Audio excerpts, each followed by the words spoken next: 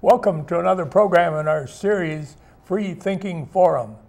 It's my delight today to welcome the Commissioner of Human Rights, Kevin Lindsey. Thank you, Kevin, for joining us. You've got a big responsibility here in Minnesota. How did you prepare for this job? Well, Bill, first off, I really appreciate the opportunity to spend some time with you talking a little bit about the department.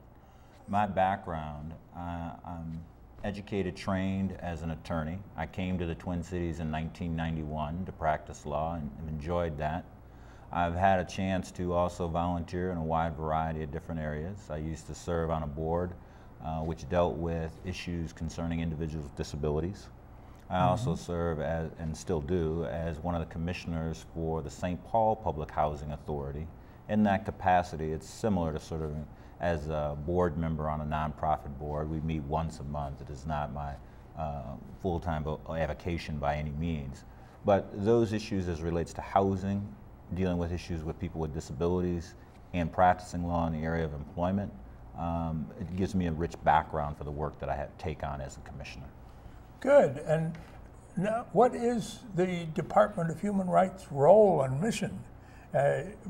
What does the department do? The mission of the department is to make sure Minnesota is discrimination free. The department was created... That's a big order. That is a big order. The department was created in the late 1960s, and if you take a look at the Minnesota Human Rights Act, it identifies three primary duties for the department. The first is to investigate complaints of discrimination, and that can cover a wide variety of areas, such as education, or healthcare, or employment, or what we refer to as public accommodations, when someone goes into a hotel or a restaurant and seeks to use the goods and services purchased there, or when they decide to go into a government and they decide to use public services. The second area in which the department has responsibility under the Human Rights Act is to ensure that the state's contractors provide equal employment opportunities. So that means hiring choices. So we seek to ensure that the state contractors, and there's a few of them, are hiring in a fair and equitable manner. And then the third one is we seek to use education, conference, and conciliation to try and make sure that discrimination does not occur in Minnesota. And that takes us into a wide variety of different areas. That's just in the Human Rights Act. That is a big order. And who is protected under the Human Rights Act? Everyone actually is protected under the Minnesota Human Rights Act. So this... Even visitors to Minnesota? Well, if you're a visitor to Minnesota and you decided to go and use a restaurant, and the restaurant owner for some reason denied you service, then you would be protected as a visitor coming to the state of Minnesota. Well, and let's see now, a recent Supreme Court decision on same-sex marriage, does that mean that someone who is in business cannot decline to serve a person who, in a same-sex marriage? Well, in the state of Minnesota, Minnesota has denied discrimination on the basis of sexual orientation actually for several decades. So when people think we were one of the pioneers. That is correct. Good. So when someone is denied the use of a good or service which is sold to other members in the public, and you decide that you're going to treat individuals because of their sexual orientation differently, that is a violation of the Minnesota Human Rights Act. We've actually had a couple of cases on that very issue. Not many, but a couple. Now, I hear some claiming in other states that that's kind of religious discrimination, that the person serving it's violating his own religion by serving them. How do you respond to that? Well, I think first off, it's important to ensure what we're talking about as the interaction or the exchange. So we're not talking about a situation in which the state is declaring that you need to replace this minister with that minister of a particular Good. Or we're not talking about the government coming in and saying the way in which you worship within your house of worship needs to change. What we're really talking about is when we're in the public square and we're selling goods and services to one another, do we want people to be able to say no to some on the basis of an immutable characteristic or on the basis of their sexual orientation? And we're in that public space, then government should be able to regulate within that area. Mm-hmm. And this really goes back even to the 1960s. When we start thinking about some of the things which led to the passage of the Civil Rights Act, and African Americans weren't able to travel throughout the South because people would say they didn't want to serve African Americans. And sometimes, not all the times, but sometimes they would even say it on the basis of their religious beliefs. Mm. So this has a long history within our country. Well, I'm glad Minnesota was a pioneer in dealing with this. Could just anybody file a charge of discrimination in Minnesota? Is that, are there any requirements? So I talked a little bit about being an attorney. So if someone felt that they were discriminated against and they wanted to file a lawsuit, they could do that. They could go, we're in Hennepin County now, they could go to Hennepin County, but that would cost them some money to actually file what we would refer to as a complaint in Hennepin County District Court. And it'd be about $400. Ah, but you have a complaint inquiry form, don't you? Well, now, we're talking about actually using the court system in that first scenario. But let's say that you were a person of limited means, or you didn't want to incur the expense of retaining an attorney. Maybe you were going to try and see if you could resolve this, maybe amicably or through mediation. You might come and file a charge with our department. And the difference is that that would be absolutely free. Oh. Now, we would then conduct an investigation. If we found that there was merit to your charge of discrimination, we could issue what we refer to as a probable cause determination, which in layman's speak means we think that you're right under the law. Mm-hmm. We would then have a conversation with the other side, and then we would seek to settle the respective dispute. So the Department of Human Rights for the state of Minnesota is kind of more of an informal tribunal or an informal sort of court process. It doesn't cost anything to file. A lot of the individuals who come there are individuals of limited means, and they really seek to try and resolve something in a relatively short or expedited manner. Good. That's what happens after someone files a charge? Sure.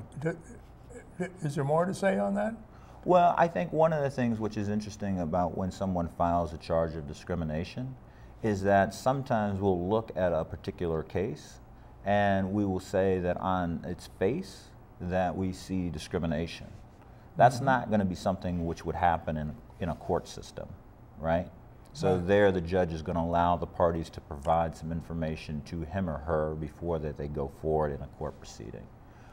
For us, and I'll give you a couple of examples, we've had situations over the last couple of years where people have been denied a service animal in their restaurant.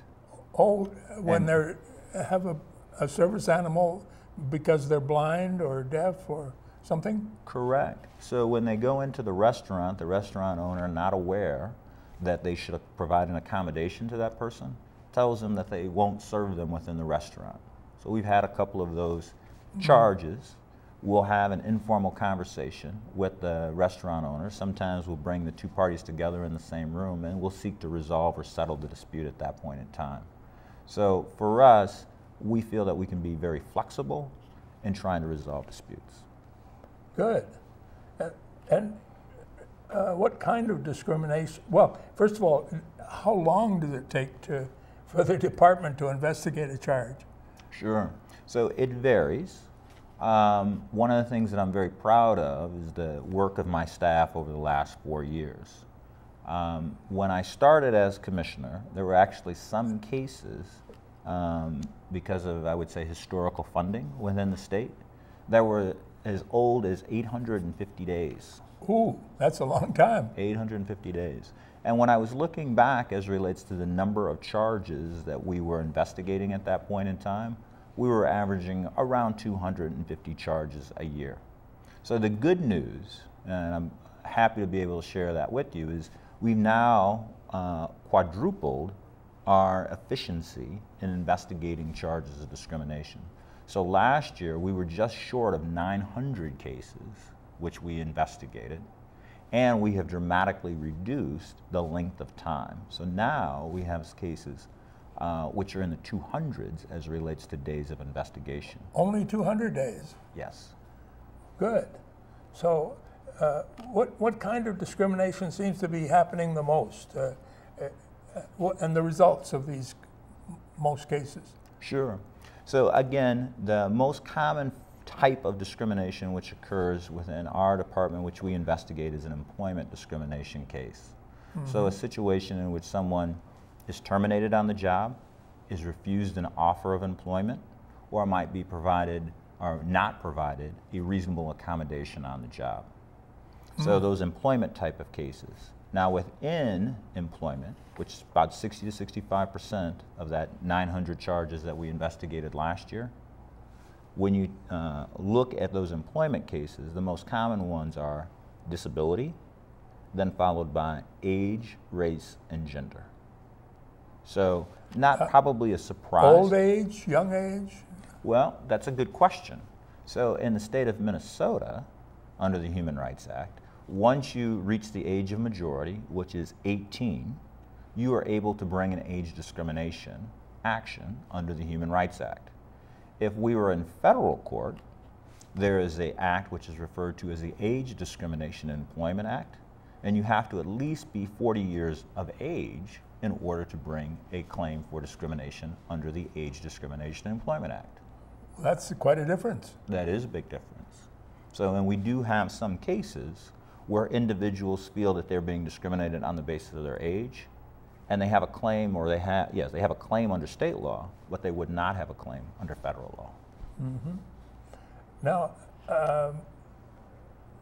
I understand the legislature recently amended the law to expand protection against discrimination in some areas.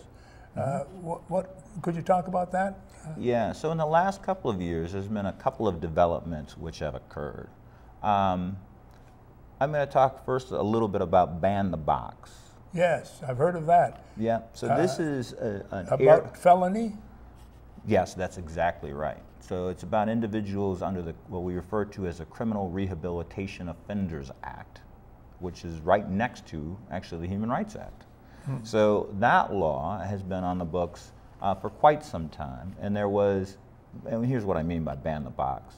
The idea on your employment application that a government, such as the city of Plymouth, could not ask individuals to disclose a criminal conviction until they at least gotten to the point of saying, we want to interview that person, or we want to give them a conditional job offer. And that had been the law in the state of Minnesota for about 6-7 years.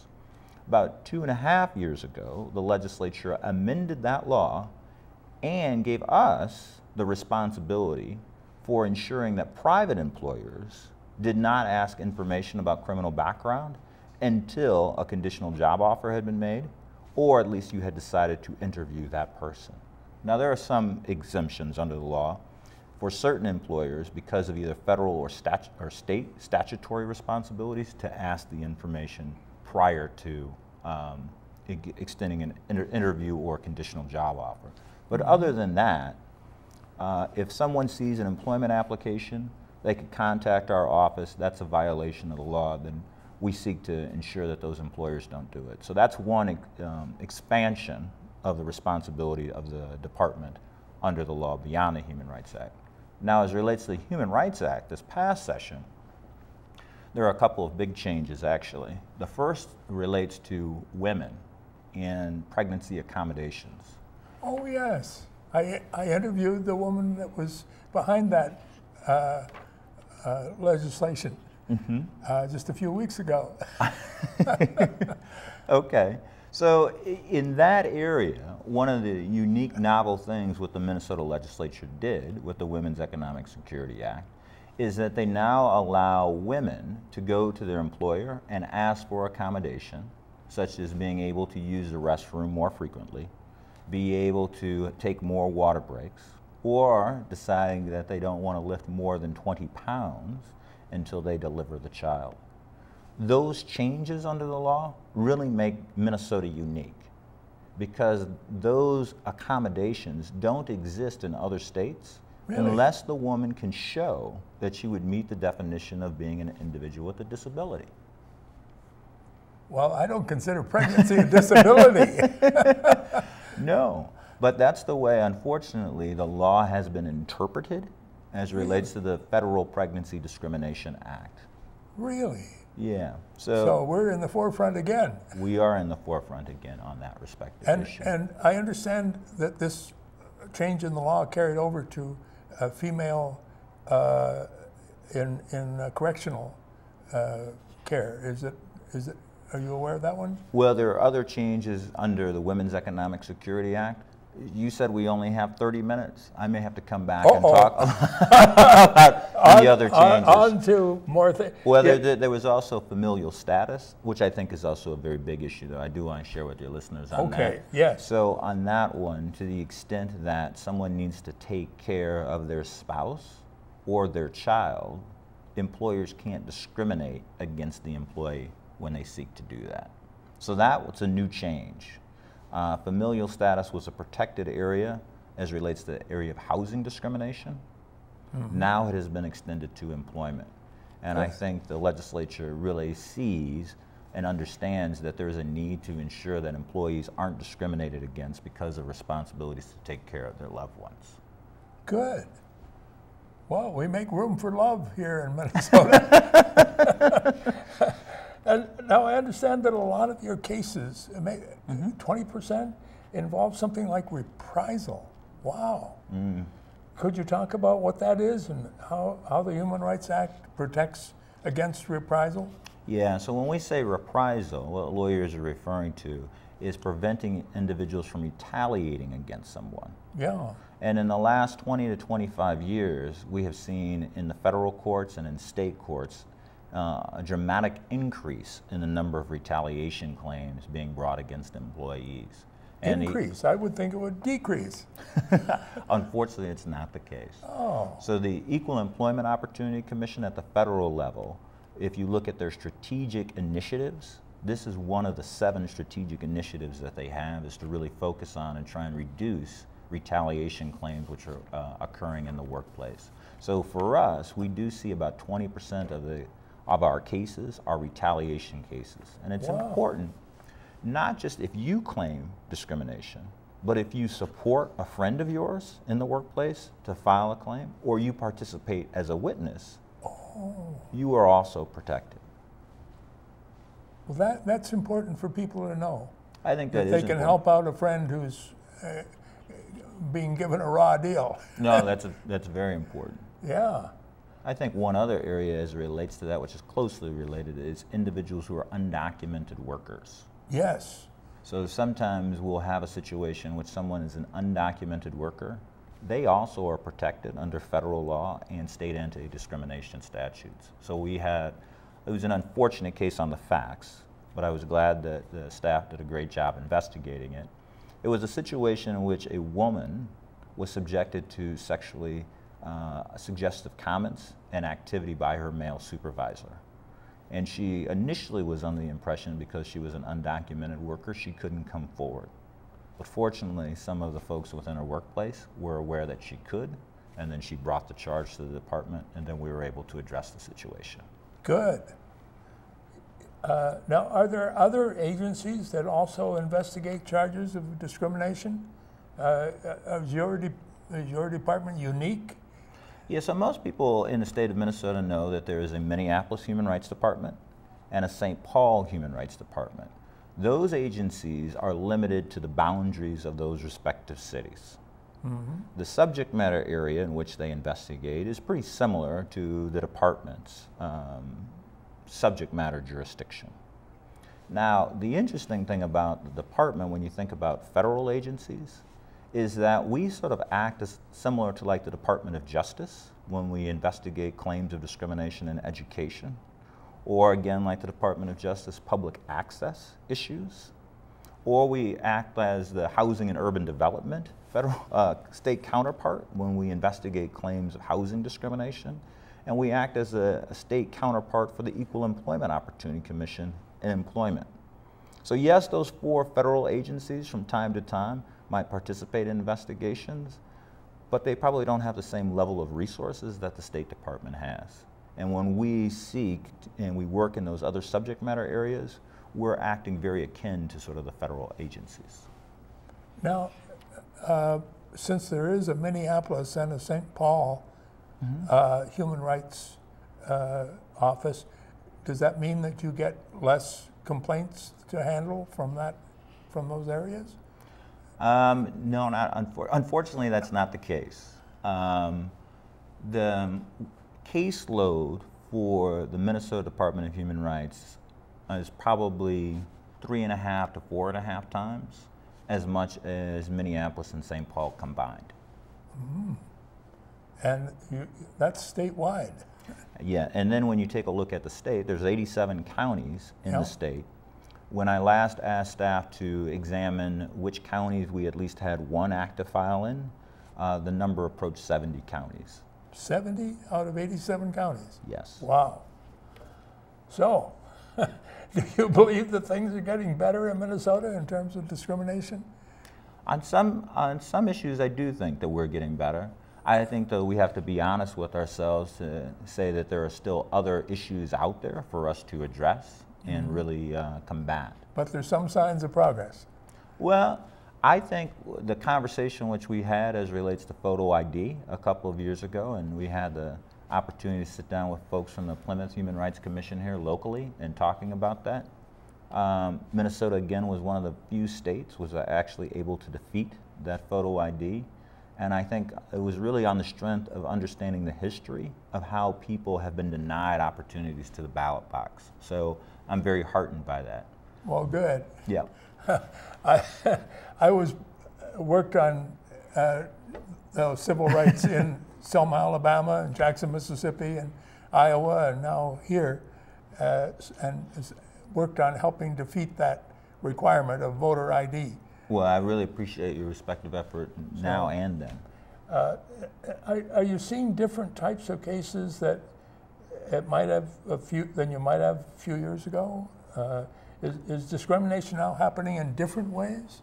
I think one of them, and I'll go back to the ban the box for a moment. So people understand intuitively that people maybe should be given a second chance. Yeah. But I think most people are seeing that and not really appreciating the tinge of sort of race and ethnicity, which also factors in as relates to when we decide to give someone a second chance. There's a professor named Pager, which did a study as it relates to individuals who've committed a crime and the intersection of race. And not surprisingly, someone who might be white in the United States is probably going to get offered an opportunity to come back for an interview more often than an individual who's African American or Latino who has committed a crime. But what Professor Pager found in her study, which has been replicated several times and actually has been cited by both Bush and Clinton administrations, is that the white applicants who have committed a crime are getting called back far greater than blacks and Latinos who have not committed a crime. Really? Right. So that's the other half when we talk about still needing to work on some respective issues, and we've got issues to deal with. Different types of cases. Right. Happening in different ways. Right. Are there sometimes policies and practices that might not be designed to discriminate but are still illegal because they result in discrimination? Yeah, so the issue of using criminal history information is an example of one that might be neutral on its face. We might decide that we'll have a business and we'll decide that we're not going to hire any individuals who've committed a misdemeanor in the past. Well, wow, that rules out a lot of folks. That rules out a lot of people, and it may have a disparate impact as it relates to people of color. Yes. So to that extent, how we look at neutral policies on its face and being able to deal with discrimination, that's really the new frontier. There's a case, Texas Inclusion Communities, recently issued by the Supreme Court in the area of housing, which was talking about disparate treatment. And I think that's where Justice Scalia wasn't too happy with that opinion, as I recall. Now we just have less than 5 minutes left, so I want to get what advice would you give someone who believes they have experience discrimination? Should they just call your office, or? They can call our office. One of the changes which we've done is to really try and meet with the individual right away, and if they have a claim, to actually prepare a charge of discrimination on the spot. If we need to get some additional information, we stay in contact with the person, but we try and get that issue resolved within a week of getting at least a charge filed. And we get a host of questions on a wide variety of areas. So the advice, do you advise people in Minneapolis and St. Paul to go to their city first, or? Well, they can come to us if they feel comfortable. If there is some reason why they don't feel comfortable, they can come to the Minneapolis Human Rights Department or the St. Paul Human Rights Department. Yeah, Any of us will do whichever city it. they live in. Yeah. That's correct. So what advice would you have for employers? We've just got about 3.5 minutes. So employers who could find themselves faced with a discrimination charge. So again, going back to one of the 3 primary duties, it's education and conference is one of our 3 primary duties. So we go and we put information to help employers comply with the law on our website. I also go out and do training. Oh, on your website, and I think we see that up on the screen now. Well, I appreciate that. And so employers and others could learn how to avoid discrimination. No, that's exactly right. And we also provide a host of training. So I have gone and talked about service animals, assistance animals, to try and help businesses understand what their roles and responsibilities are, how to conduct an investigation concerning sexual harassment. I did a training for employers a couple weeks on that issue. Now, it seems like we've covered an awful lot of ground in a short time here, but are there some other issues the department is concerned with where you play a role in? No, I really appreciate the question. So Governor Dayton just recently signed a Diversity and Inclusion Council order. And what's that? So what that seeks to do is we seek to try and increase diversity within employment within state government, diversity suppliers, so the people that we contract with to try and increase that. And then the committee that I chair is called Civic Engagement. So one of the things that I have found and had heard from my predecessors is that sometimes historically disenfranchised communities don't believe that government is listening to them. And I've heard that before. Not that you might. So how do we create a way for this to be a continual process? Instead of just simply coming to the Latino community when there's a hot button issue, how do we really create a culture, a dynamic, that we're always engaged with that community? And that we see that they have solutions and they're not just simply problems. No. So that's really the effort that we're undertaking, and I'm really happy the governor is allowing us to play that role. We're also trying to end homelessness and sort of serving on that task force. I've worked on that too. Well, I saw, so I better mention that. Yeah. So there's 8 agencies which are working on ending homelessness, and we're part of that respective process. There's an issue on workforce alignment, because we want to try and ensure that the Twin Cities region stays economically vibrant, and we have some people who are disconnected to various employment opportunities. We've just been judged the best state in the nation for business, haven't we? I think that that's right, and there's no doubt that there are some very good things economically which are going on within Minnesota, and this could be said for other strong economic areas. But there's still some people who are disconnected to those employment opportunities, and employers know this. They understand that if they can solve their labor shortage and create a vibrant, strong, highly skilled workforce, that's where you want to be. Thank you. Thank you. I really appreciate it. Commissioner Lindsey, you've given us a good deal to think about. Yep. Thank you, Bill. Thank you, and thank you for listening.